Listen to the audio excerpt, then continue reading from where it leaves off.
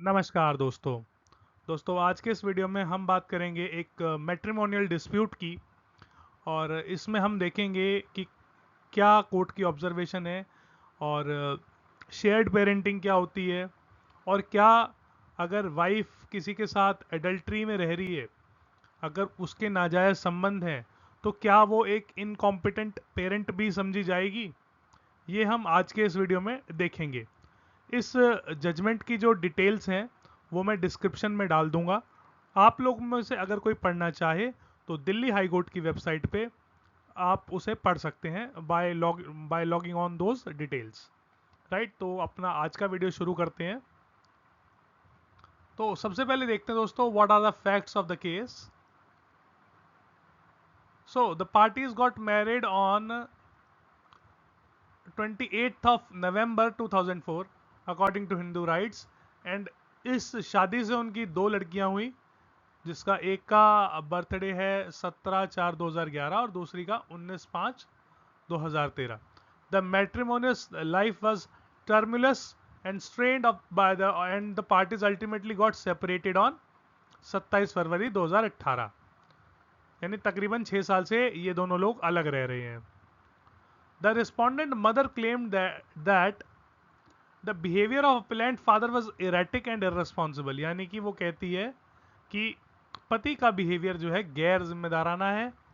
And he run away to ashrams and to unknown places and abandon the respondent mother and two daughters for a period of 2.5 साल। यानी कि 2.5 साल के लिए इसने अपने बच्चों को और अपनी पत्नी को you know he left them, उन्हें छोड़ दिया इसने। और ये कभी आश्रम में चला जाता है, कभी कहीं अननोन जगहों पे चला जाता है। और फ्रॉम 24 अगस्त 2014 से लेके टिल मार्च 2017 तक 2.5 साल तक इसने इनको अबैंडन कर दिया। During this period she was force to stay at her parental house. यानी लड़की अपने घर अपने मायके में रही along with kids, and she took care of children as well as her in-laws। यानी कि उसने अपने बच्चों की और अपने इन लॉज की भी केयर करी अपने आप। Subsequently, though the husband returned and the respondent mother shifted to the Noida along with him in an attempt to save their married life, but the relation did not improve। यानी कि चीजें उनके बीच में सुधरी नहीं। राइट, उसके बाद फिर क्या होता है, it was further asserted that children were kidnapped by sister of appellant father and removed to from the custody of respondent mother। माँ की कस्टडी से बच्चों को किडनैप कर लिया गया, ऐसी वो एलिगेशन लगाती है अपने हस्बैंड पे और उसकी सिस्टर पे। और 16 फरवरी 2018 को the appellate mother was Oersted from the matrimonial house, उसको घर से निकाल दिया।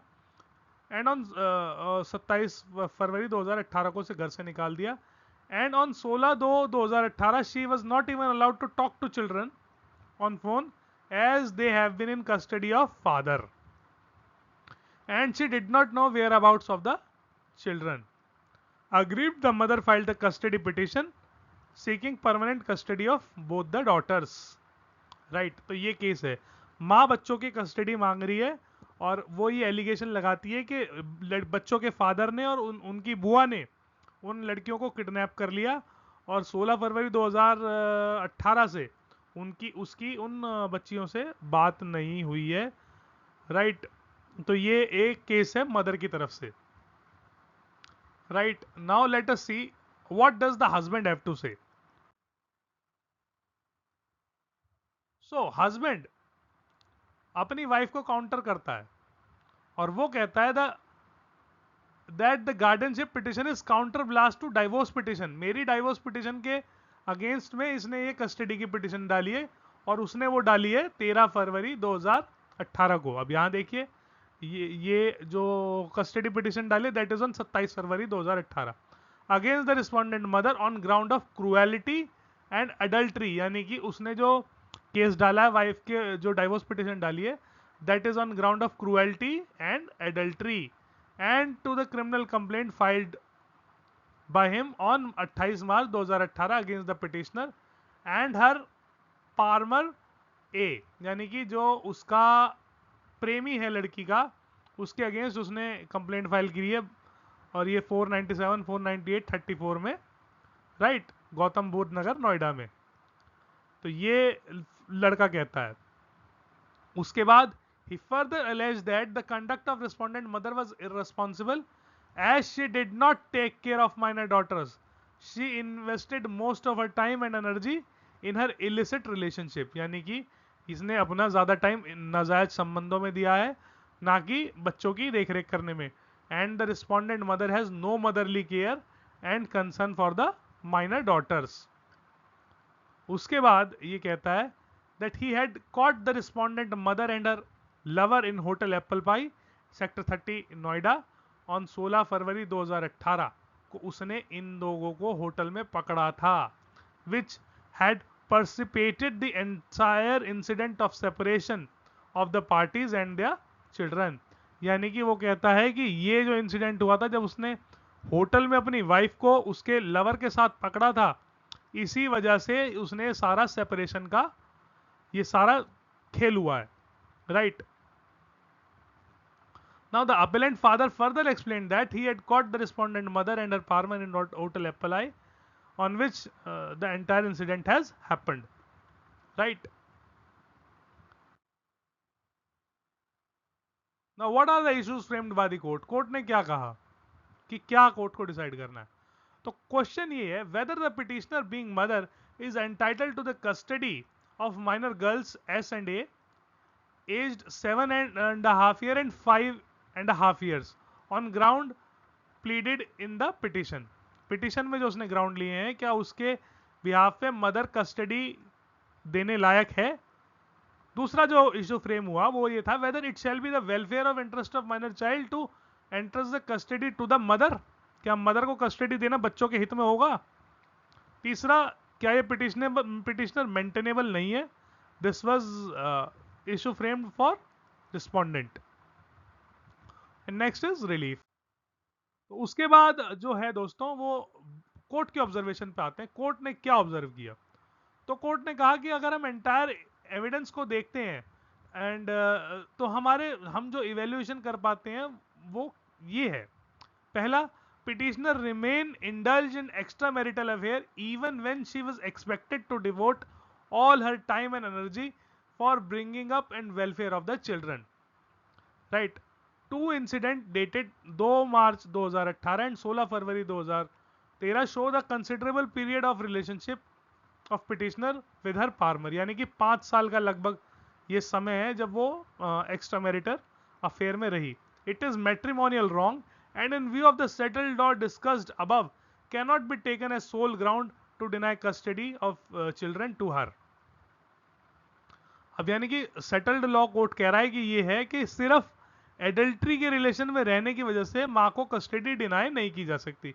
In addition to that, both the children during the interaction with the court have stated that they remain more comfortable in the company of their mother, यानी कि बच्चे कहते हैं कि हम तो माँ के साथ ज़्यादा कंफर्टेबल फील करते हैं, राइट। तो कोर्ट ने ये कहा कि सिर्फ एडल्ट्री के ग्राउंड पे बच्चों की कस्टडी डिनाई नहीं की जा सकती मदर को, क्योंकि just because she was living in an extra marital affair. उसके बाद जो दूसरी बात आई वो ये आई कि जो रिस्पोंडेंट था उसका भी 2014 तक से जो है 2017 तक 2.5 साल जो बिहेवियर रहा है that was irresponsible. During this period he has left the petitioner and both daughter making no efforts to meet them and ignoring them. This period was very crucial for the children and this was formative phase of their life. But now during the interaction with court, children have not complained anything to show if behavior of respondent is not as per expected requirement। तो ये court ने इन दोनों parties के बारे में observation दी। तो यहाँ ध्यान दीजिए कि यहाँ ये रिलेशन जो है 2013 से चल रहा था, तो इसमें जो है हम देखें कि ये 2014 में इररिस्पॉन्सिबल बिहेवियर हुआ है, और कोर्ट का कहीं इसमें ये ऑब्जर्वेशन भी आया है कि ये जो वाइफ का अफेयर था ये भी एक कारण था पति के जो है ये इस इररिस्पॉन्सिबल बिहेवियर के लिए, right. Now let us see what is the finding of court. तो कोर्ट ने फिर एक शेयर्ड पेरेंटिंग का कॉन्सेप्ट इसमें दिया, दोनों पार्टीज को custody the.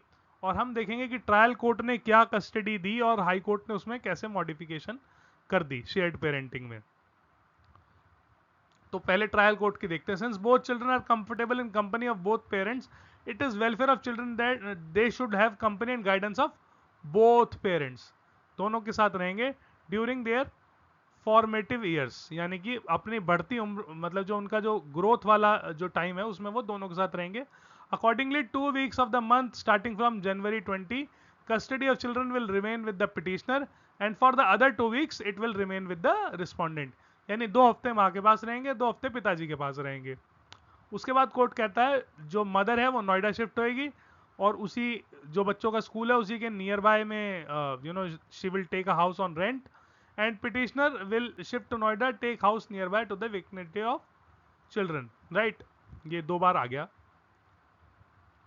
Both the parties will have free access to talk with their children on phone, बच्चों से दोनों बात कर सकते हैं with the permission and consent of the parent having custody. The other parent can meet the children at their convenience and mutual understanding. Right, यानी कि अगर जिस 15 दिन में बच्ची पिताजी के पास है और माँ मिलना चाहती है तो वो मिल सकती है फादर की कंसेंट लेके अपनी म्यूचुअल अंडरस्टैंडिंग से। On special occasions like birthday, both parties are advise to celebrate it together, या फिर उनकी कन्वीनियंस के हिसाब से बर्थडे, दिवाली वगैरह पे।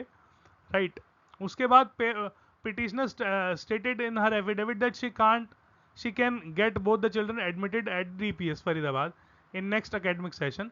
Noida also have good schools and there should not be taken as putting restriction on parents in not shifting the school of children if they desire। यानी कि ऐसी कोई रिस्ट्रिक्शन नहीं है स्कूल शिफ्ट नहीं करना, अगर उनकी डिजायर है तो वो म्यूचुअली अपनी बात को they can discuss and shift the school to DPS।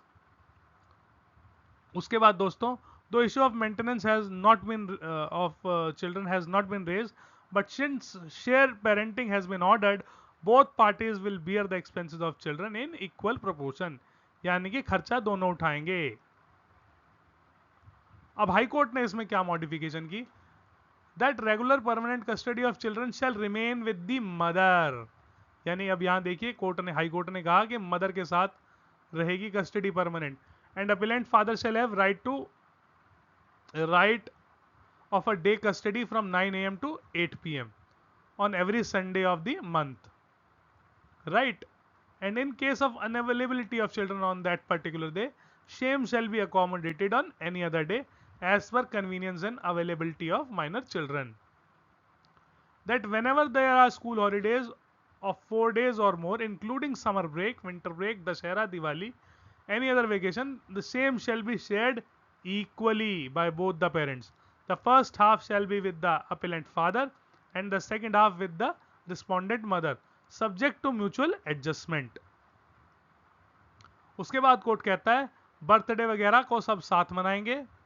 उसके बाद कहता है appellant father shall regularly inform about the educational progress, shall be informed about the regular progress of children। और मदर जो है उसको जो फादर को बच्चों की रिपोर्ट कार्ड वगैरह सब शेयर करेगी, और वो पेरेंट्स टीचर मीटिंग भी अटेंड कर सकता है। All decision regarding education and future of children shall be taken jointly by both the parties. That appellant father shall be entitled to talk to children through mobile phone or through video conferencing at least once in 3 days। 3 दिन में एक बार वो बात कर सकता है अपने बच्चों से जब वो मदर की कस्टडी में होगी। even in the evening at about 6:30 p.m. though it may be modified according to mutual convenience of the parties and the children। तो ये कोर्ट ने इसको मॉडिफाई कर दिया और शेयर्ड पेरेंटिंग इसमें अलाउड कर दी। और अब इसके बाद हम देखते हैं कि कोर्ट ने क्या मेन ऑब्जर्वेशन दी है। So the main observation is adulterous spouse is not equivalent to incompetent parent।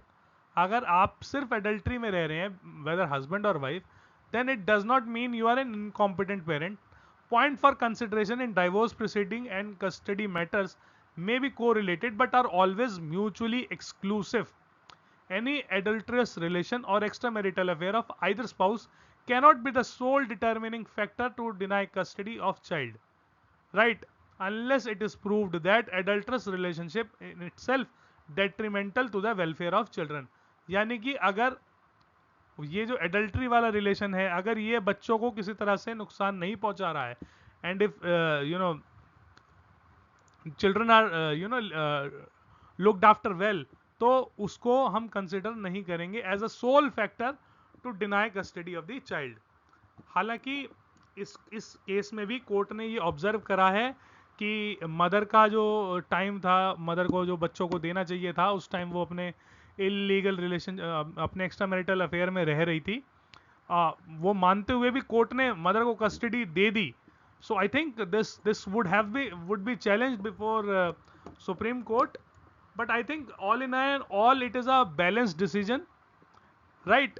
तो the law that is we have to consider is कि सिर्फ एडल्ट्री रिलेशनशिप की वजह से कस्टडी डिनाई नहीं की जा सकती उस पेरेंट को जिसका एक्स्ट्रा मैरिटल अफेयर या एडल्ट्री में रिलेशन हो।